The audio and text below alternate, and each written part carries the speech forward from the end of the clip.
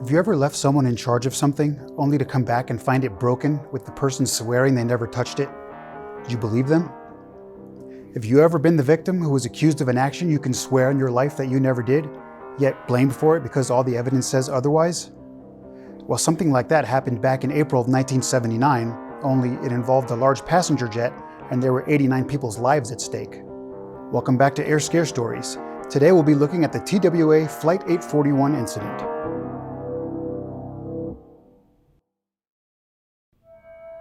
It's a beautiful Wednesday evening at John F. Kennedy International Airport in New York City, and TWA Flight 841 is scheduled to make a trip to Minneapolis-St. Paul International Airport in Minneapolis, Minnesota.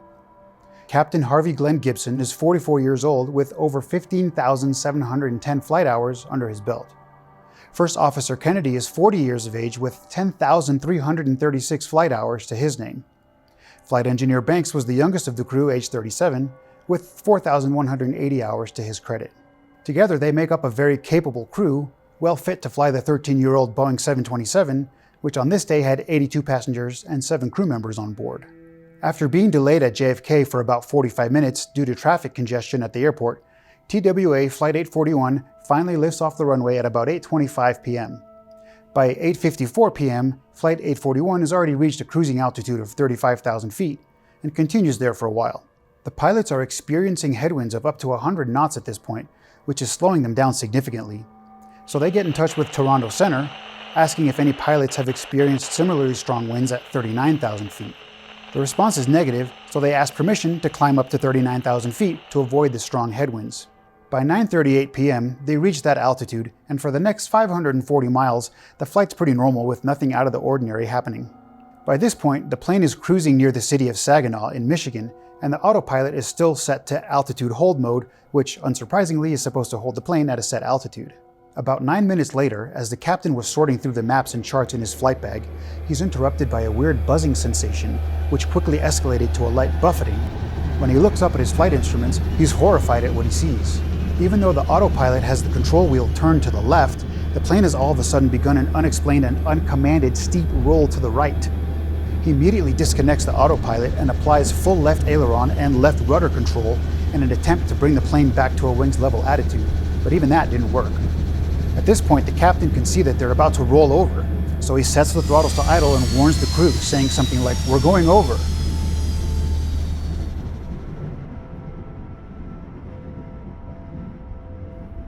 Have you ever had a dream where you're falling out of control, then you suddenly jump up as you're jolted awake? Imagine having that dream, except this time you're the captain of a passenger plane rolling over and diving toward the ground at breakneck speed. And also, it's not a dream.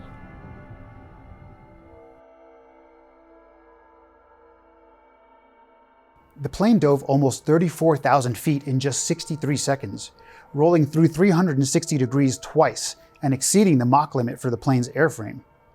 With such chaos going on and the airplane performing maneuvers it was never meant to, the pilots were experiencing incredible forces on their bodies and were in danger of losing consciousness. But at around 15,000 feet, the captain ordered the landing gear be extended in a last-ditch effort to slow down the plane's descent.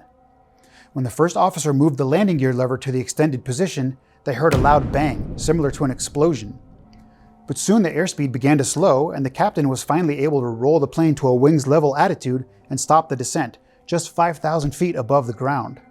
After finally regaining control of the plane, the crew quickly decided it would be best to attempt an emergency landing because, aside from the already obvious reasons, they noticed they had inexplicably lost some hydraulic fluid as well, which is essential for the control of the airplane.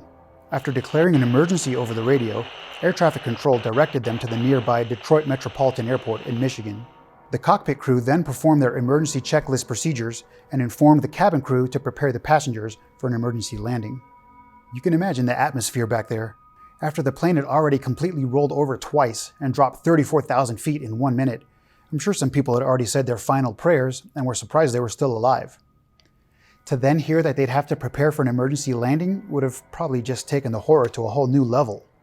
Back in the cockpit, the crew wasn't sure if the landing gear had fully extended or if it had even extended at all.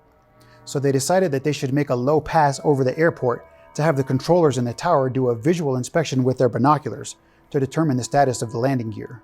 However, when the captain extended the flaps to make an approach, the plane rolled sharply to the left.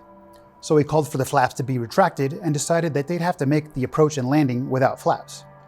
This would be a somewhat risky maneuver, as flaps are normally used to slow down an airplane for landing. Upon confirming that the gear did appear to be extended and locked by the air traffic controller's visual inspection, they then made a wide loop out and lined up with the runway. Because they couldn't use any flaps or slats, they had to land the plane at a speed that was more than 100 miles per hour faster than the plane's typical landing speed. But the landing was successful and there were no fatalities, an incredible display of the captain and his crew's flying expertise and mastery. But what exactly happened up there? How could a plane that was flying straight and level suddenly go into a spiral and nosedive?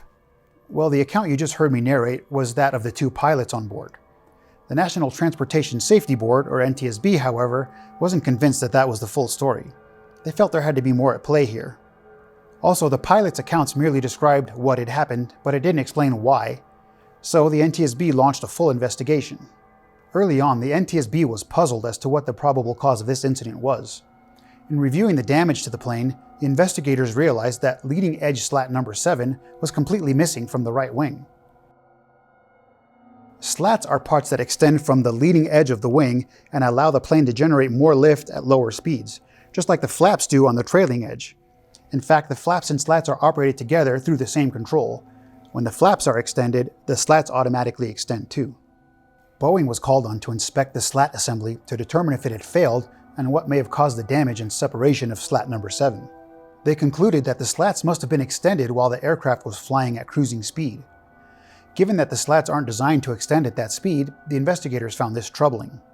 Various tests were carried out to determine if this were possible due to a mechanical failure, but it turns out that there were two safety systems in place, and both of them would have had to have failed at the same time for an unscheduled slat deployment to have occurred. This could only mean one thing. There must have been some manipulation of the slat controls in the cockpit. The investigators began to suspect foul play, that is, that the crew, or at least one of the pilots, had intentionally commanded the extension of the flaps and slats mid-flight. They believed that the pilots had set the trailing edge flaps to 2 degrees during high-altitude cruise, and then may have pulled the circuit breaker for the slats so that they wouldn't simultaneously activate. But why would they do such a thing when it was so potentially dangerous? Especially when they knew that the flaps and slats of a plane were only meant to be deployed at low speeds during takeoff or landing. Well, it had been rumored among pilots that using such a configuration could help to increase lift with little to no increase in drag, which would allow for more speed, higher altitude, and decreased fuel consumption. In simpler terms, they were probably trying to shave a few minutes off their ETA and get to their destination faster. The investigators determined that both the flaps and slats had been extended during flight, and the only reason the plane ended up rolling to the right was that the number 7 leading edge slat had failed to retract. They believed that slats 2, 3, 6, and 7 had all been fully or partially extended and then retracted later, while all but number 7 retracted, which the investigators discovered was due to a pre-existing misalignment. The NTSB stated that this couldn't have occurred because of a mechanical failure, and that it must have been done by the flight crew on purpose. They ran hundreds of flight simulation tests to confirm this, but the crew, however, were adamant that they hadn't touched the flap controls at all during the flight. Captain Gibson said, "At no time prior to the incident did I take any action within the cockpit, either intentionally or inadvertently, that would have caused the extension of the leading edge slats or the trailing edge flaps. Nor did I observe any other crew member take any action within the cockpit, either intentional or inadvertent, which would have caused the extension." But the NTSB still wasn't convinced. The crew further argued that an actuator on slat number 7 might have failed, which would have resulted in its uncommanded deployment. They argued that such failures had happened before on other 727s before their incident. But the NTSB was quick to point out that those incidents happened at a time when records considering the flight crew's involvement in deploying the slats weren't taken.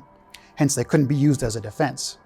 Records after 1974, however, made room for such inclusions, but only 2 cases had been recorded by the time of the TWA Flight 841 incident, and out of those 2 cases, one actually was inadvertently caused by the flight's crew, so these didn't help their case much either. In their final report, the NTSB concluded that the flight crew was responsible for the incident. The probable cause was stated as the mechanical failure of leading edge slat number 7 to retract after inappropriate extension by the flight crew, and the captain's delayed reaction to the right-hand roll due to the slat asymmetry. As you can imagine, this did not sit well with the captain, and he appealed the case twice. He first appealed to the NTSB itself, and when his petition was rejected, he went on to appeal to the U.S. Ninth Circuit Court of Appeals, where it was also rejected for the lack of new evidence, as well as the court's lack of jurisdiction due to the NTSB's, and I quote, unreviewable discretion, whatever that means. Another big issue with the pilot's accounts is that apparently 21 minutes of the cockpit voice recorder's 30-minute tape was found to be blank. This made the investigators feel that the pilots may have been hiding something. It might have just been considered another mechanical fault if only the captain hadn't admitted to regularly erasing the CVR tapes on planes that he piloted. He argued that he typically erased the tapes to avoid the conversations being used inappropriately or taken out of context. However, he emphatically stated that he did not remember erasing them on this flight. Although he was never criminally prosecuted, Captain Gibson lost much of his reputation, and nothing he ever did could reinstate it. His friends and colleagues accused him of dereliction of duty for putting the safety of his passengers at risk, and held him responsible for the incident. He eventually resigned from TWA and started teaching business at a local business school, but he was never the same after the incident. In the words of his wife, "I knew that he in many ways had really died on that aircraft." In 2022, a documentary reconstructing the events leading up to the incident still put the captain's alleged actions at the center of the cause. Based on evidence gathered and interviews conducted, the NTSB was informed that the flight engineer had been out of the cockpit when the airframe buffeting initially started. The lead flight attendant confirmed that he'd come out to return the used food trays that had been in the cockpit. The investigators theorized that the captain may have taken that opportunity to suggest to the co-pilot to go along with the unauthorized flap extension procedure to reduce their flight time on the trip. They might have then pulled the circuit breakers to prevent the leading edge slats from also extending. On returning to the cockpit, the flight engineer might have noticed that the breaker was out and pushed it back into position without knowing that it had been pulled on purpose by the other two pilots. The documentary presenters believe this could have led to the TWA Flight 841 incident. This is, however, just a hypothesis and isn't based on any actual direct evidence. The NTSB does seem to have done a very thorough investigation on this case, including conducting mechanical and metallurgic studies, running exhaustive flight simulations where each of the slats and flaps are extended and retracted both individually and in pairs and groups, and even coming up with possible scenarios for an unscheduled deployment of a slat in flight. On the other hand, all three of the pilots swore under oath that they had nothing to do with the extension of slat number 7, and that they were all taken by surprise when the plane began to shudder and then roll over and dive.